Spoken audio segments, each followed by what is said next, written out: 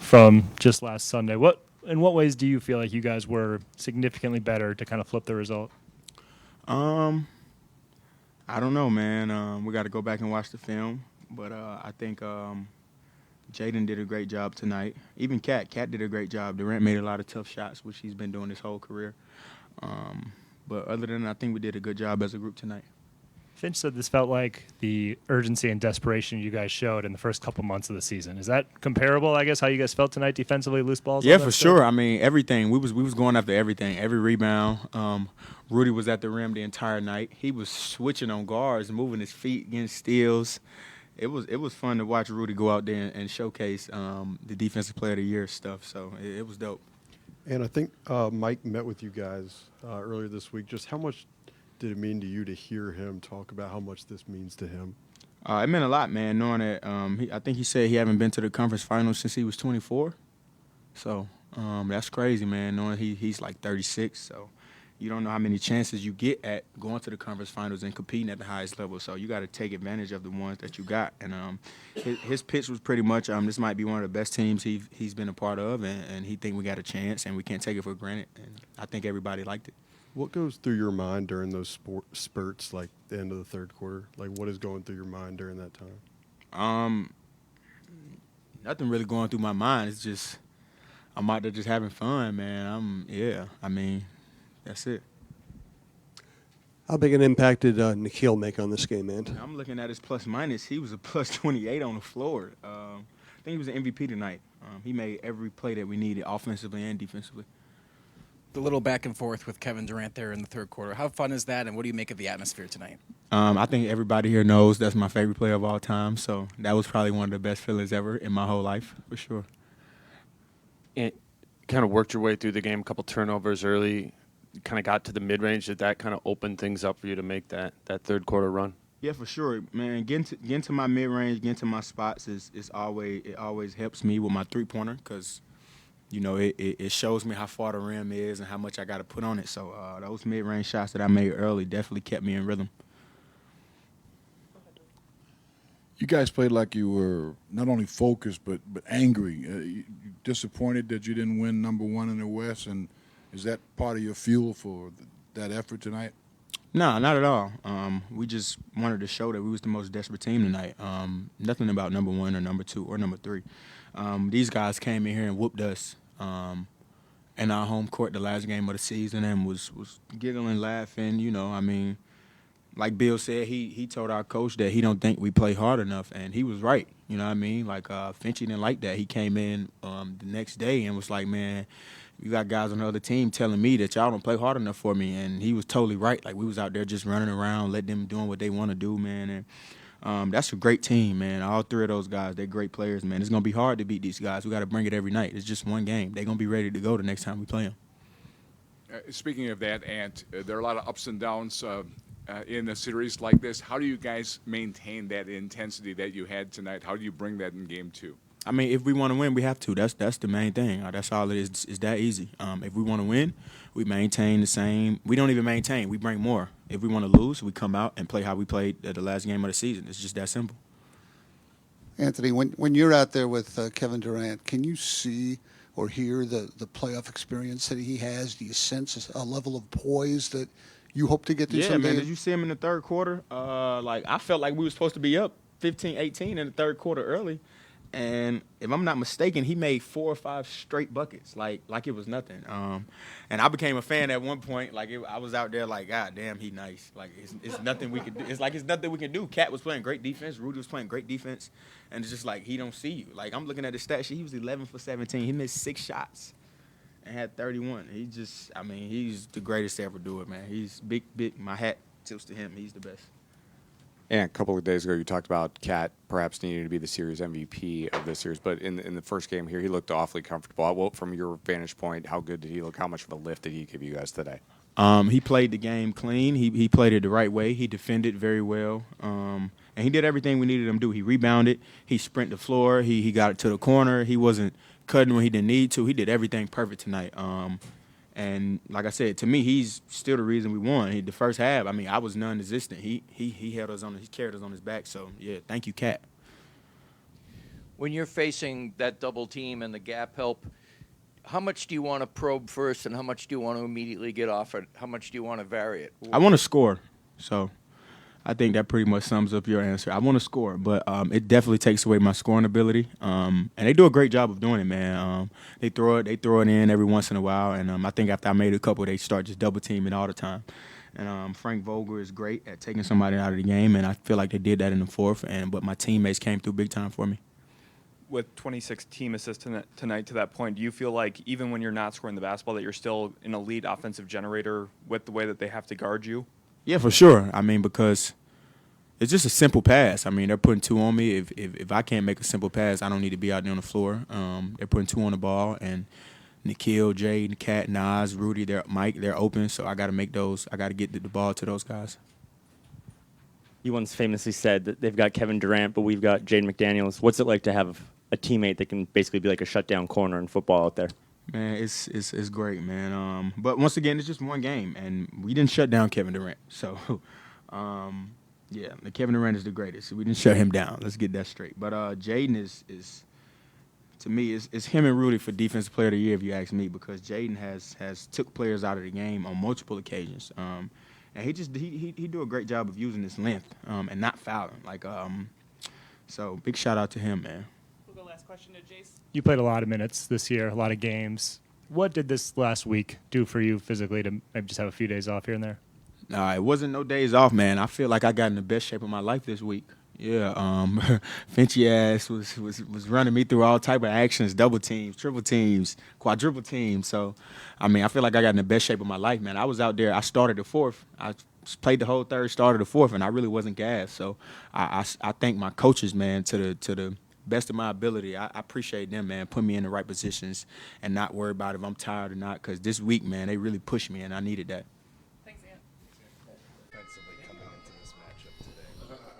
I mean, our focus and our urgency was obviously at an all-time high, and I love how we respected the game plan for the 48 minutes and how we, from the first to the last, and we try to not let them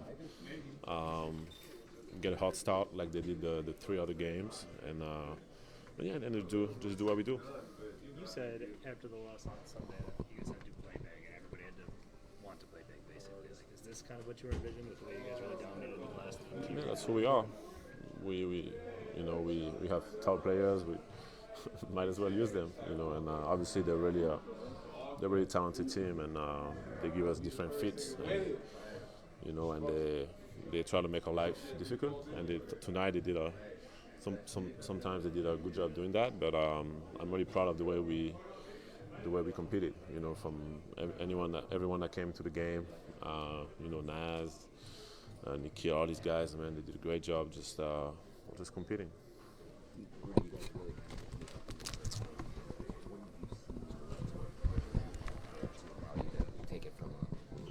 I think it started with our defense, being able to get stops, being able to secure rebounds.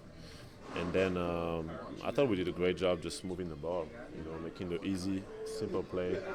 Ant was tremendous in that quarter, just being aggressive, but also almost like not forcing, just making the right play every time. And we got open shots every time. And we made a lot of shots, but we also missed some. But these are shots that we live with.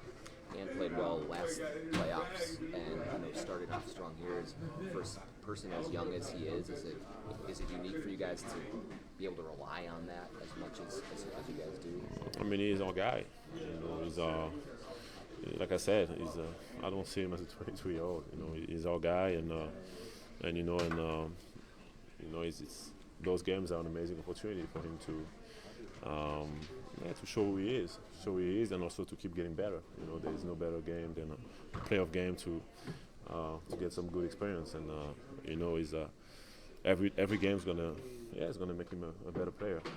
When he's got it rolling like that, what is the energy like on the floor, and kind of how does that maybe feed into the defense? I mean, it feels good. It feels good when you make the right play, and like I said, make or miss.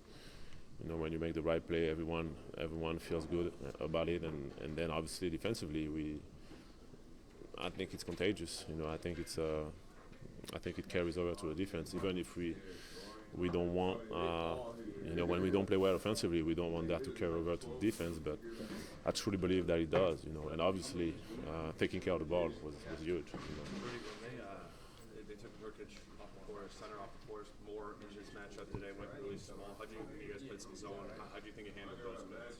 I think it was good for us. You know, I was kind of prepared for them to do that at some point. If they struggle in the game, obviously it's a smart adjustment to try to mix things up and try to get us out of the comfort zone. But personally, I'm comfortable guarding anyone, and I trust my teammates to compete the same way. So it's not something that we haven't seen, but obviously with who they are and the talent that they have, it's a fun challenge for us. The run in the third started with your and one. Is that something you just kind of seen for this moment? The move right there specifically? I mean, it's not something that we've seen a lot, but it's something that I work on. You know, I've been working on this, and you know, and I just try to be aggressive, just try to to make the right play, and you know, and I didn't expect to get fouled, but he fouled me, and you know, and yeah, I think you're right. I think there was, you know, they were making a run, and it kept their run short. So yeah, it was a good play. How do you kind of see yourself creating offense when that lob isn't there all the time? Like tonight, it seemed like you were a little more aggressive. Just kind of I think a lot of ways. Sometimes without the ball. I mean, just me with my screening, with my just rolling to the basket creates offense for us, and it puts them in tough situations. They have to make a choice. I think tonight they did a great job taking that away. But we were able to get a lot of open threes because I was, you know, running to the basket. So, yeah, it's also I try to put as much pressure on the offensive boards as I can because those extra possessions are huge, you know, and yeah, that's the beauty of our team. You know, we can't take away everything. So they choose to take away one thing, it opens up something else, and it's going to be like that for the whole playoffs. You know, it's a chess game. Do you gauge urgency by maybe how many of your tip-outs your teammates are corralling? It's a good one. I think 50-50 balls are huge, you know, for us. And yeah, just the communication, the focus, the physicality. You know, it's something that we're going to need every minute if we want to achieve our goal. Rudy, knowing that they're going to be a little more desperate team on Tuesday to try not to go back 0-2, what's the key in matching their desperation? I think we more just play with the same level of urgency and same level of physicality, and offensively keep making the right play. We see what kind of adjustment they make, and yeah, just play basketball, man. Just keep trusting one another, and yeah, we'll be all right. This chip on their shoulder, and we understand that that's who we are, and we have to just go do that again in game 2. Mike, when it comes to just defensively, especially on the boards, like, is that the recipe for you guys to use that size to your advantage the way that you did there, neutralize them that way? Yeah, if we, we're going to play our bigs, and that's, who we are, and we need them to dominate in any way they can. If they can, get offensive rebounds, defensive rebounds, clean up the glass. Next game it could be a completely different way they dominated games, but we're trying to utilize them as much as we can, and I thought we did a great job of trusting each other tonight and allowing different guys to take over games at different points. Did this team prove that they have another gear for the playoffs tonight?